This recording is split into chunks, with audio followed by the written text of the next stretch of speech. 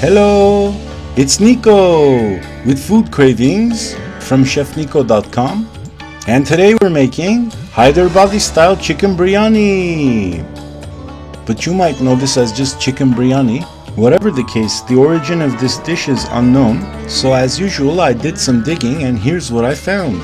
Biryani is a mixed rice dish with its origins among the Muslims of the Indian subcontinent. It can be compared to mixing a curry, later combining it with semi-cooked rice separately. This dish is especially popular among the diaspora from the region. It is prepared in other regions such as Iraqi Kurdistan and is prepared with Indian spices, rice, meat, chicken, goat, beef, lamb, prawn or fish, as well as vegetables or eggs. In northern India, different varieties of biryani developed in Muslim centers of Delhi, specifically Mughal cuisine. In southern India, where rice is more widely used as a staple food, several distinct varieties emerged. Telangana, specifically Hyderabad, Tamil Nadu, Ambur, Kerala or Karnataka, where Muslim communities were present. According to historians, the modern biryani developed in royal kitchens of the Mughal Empire and is a mix of native spicy rice dishes of India and the Persian pilaf, while others believe the dish originated in Persia and was brought to India by the Mughals. Another theory claims that the dish was prepared in India before the first Mughal emperor, Babur, came to India. The 16th century Mughal text Ain-i-Ikbari makes no distinction between biryanis or pilaf or pulao. It states a similar theory that biryani came to India with Timur's invasion appears to be incorrect, because there is no record of biryani having existed in his native land during that period of time. According to author Pratibha Karan, who authored the book Biryani, the dish is of southern Indian origin, derived from pilaf varieties brought to India by Arab traders. Some speculation rose that pulao was an army dish in medieval India. The armies, unable to cook elaborate dishes, would prepare one-pot meals, where they cooked rice with whichever meat was available. Over time, the dish became biryani due to different methods of cooking, with the distinction between pulao and biryani being arbitrary. The difference between the two, argued by many, is that biryani consists of 2 layers of rice and a layer of meat, whereas pulao is not layered. In biryani, the meat and rice are cooked separately before being layered and cooked together. Hyderabadi biryani is one of India's most famous biryanis. Some say biryani is synonymous with Hyderabad. Hyderabadi biryani developed under the rule of Asaf Jah I, who was first appointed as the governor of Deccan by Mughal Emperor Aurangzeb. It is made with Basmati rice, spices and goat meat. Popular variations use chicken instead, which is what I'm going to show you how to make today. We'll start with a pound of dark meat chicken consisting of drums and thighs, which have been washed and skinned. To that we'll add some crushed ginger and garlic. And we'll hit that with a few dollops of yogurt, which will act like a tenderizer for the meat. Consider that a pro tip. It'll also prevent the spices from burning while imparting great flavor. Next, we'll add some chopped cilantro or coriander before coming in with some freshly ground garam masala and some fresh mint, of course, at which point in time we'll also shower the mixture with some freshly squeezed lime juice. Does that qualify for going on a quest for a drizzle? Of course it does! And after we've finished spicing things up a bit, we'll go in with our trusty hands and give it a mix. And you want to make sure that you coat every piece of chicken thoroughly with this spice and herb mixture so that the flavors will have a chance to get better acquainted with one another. And if you were wondering, yes, it was at this time that I was mixing like a cyclone, but suddenly I stopped and decided to add in some freshly ground cumin along with some turmeric. And for my next act, I'll be using my good old spice mill, none other than a coffee grinder, in which I have placed both green and black cardamom along with some star anise and attempt to fully ground them. I guess you could call this achieving a state of nirvana. Once that was done, I added it to the mixture. After all, we were building flavor bombs. Let's take a closer look, shall we? After giving it one final mix, I went ahead and covered it with plastic wrap and let it rest for a few moments in the fridge. And here's a pro tip, The longer you leave this mixture to rest, the deeper the flavor will be. That's why I recommend leaving the marinade for at least 4 hours and up to overnight. Through the miracle of time and power of coincidence, I removed the marinated chicken from the fridge and decided to add a few final touches. You guessed it, some Kashmiri chili powder. And of course it was time to give it a mix. And after going at it for a while, eventually I decided I had enough, so I stopped. And as I was cleaning my hands, I started noticing the vibrant color that the Kashmiri chili powder imparted onto the marinade. And it was at that time that I snuck in some ground mace and gave it another mix. Setting that aside, it was now time to prep our green chili. For this I used serrano pepper, since I find these impart a good enough kick where it's not too mild or not too spicy.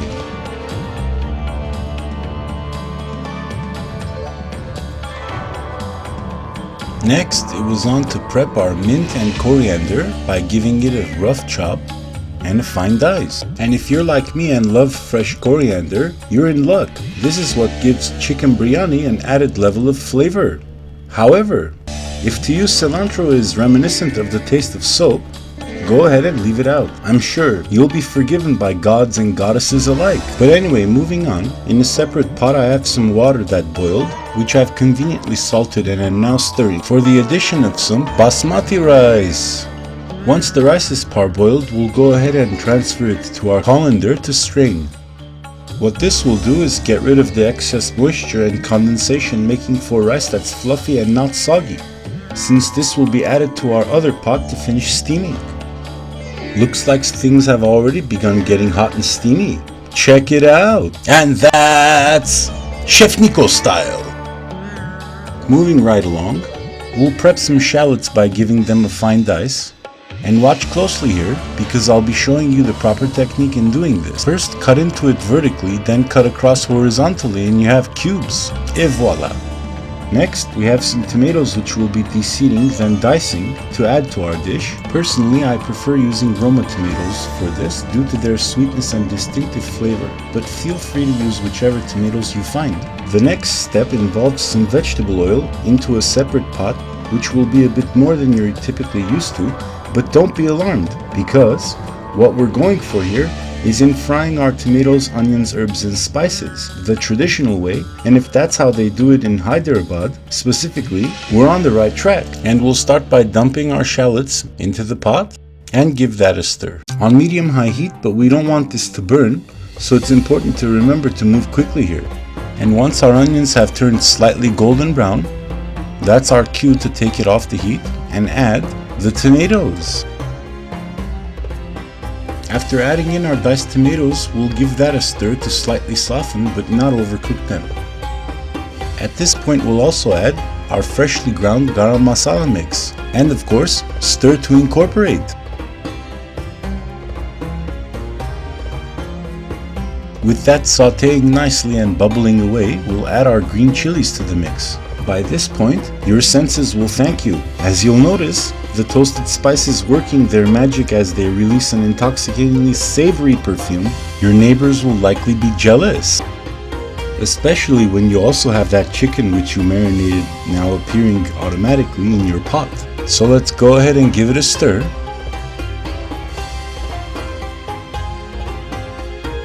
And cover it with the lid to simmer. And during this time you'll want to finish adding the last of your seasoning. Like I realized it needed some salt, so I added that along with some dry fenugreek leaves, also known as kasuri methi. Not having been satisfied with the initial amount, I decided to add some more, but you can add as much or as little as you'd like. That's part of you cooking. Here I decided to add some more Kashmiri chili powder because of course, as you know, I like it spicy. Next, it was time to add some dried ginger and some cracked black pepper. So we'll let it reduce and the liquid absorb into the chicken. Cover the pot and let it continue doing its thing. During this time, what will happen is the milk solids from the yogurt-based marinade will continue rendering, causing the chicken to caramelize as it builds a nice fond, adding depth of flavor. So I thought to myself, why not build more by adding a drizzle of lemon juice to balance the spice mixture of our dish. Next, we'll flip the chicken pieces to the other side for even browning.